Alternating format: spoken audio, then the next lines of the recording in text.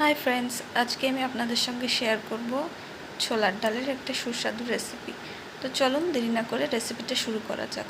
প্রথমে আমি ছোলার ডাল নিয়ে নিয়েছি একটা প্রেসার কুকারে, তারপর সঙ্গে 1 কাপ দুধ দিয়ে এটাকে সিদ্ধ করে নিয়েছি। নেওয়ার পর এটি একটি মিক্সার জারে দিয়ে এটাকে পেস্ট করে নিতে হবে। খুব বেশি মিহি করার দরকার নেই, এরকম থাকলেই হবে।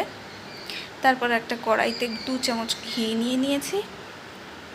তারপর বেটে রাখা ছোলার ডালগুলো কড়াইতে দিয়ে ভালোভাবে নেড়ে নেড়ে মিশিয়ে নিতে হবে। তারপরে এর সঙ্গে অ্যাড করছি চিনি স্বাদ মতো দিতে হবে।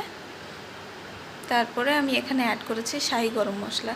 গরম মশলাটা আমি এখন দিয়েছি, কারণ প্রথমে আমার এলাচ সিদ্ধ করার সময় এলাচ দেওয়া হয়নি, তাই।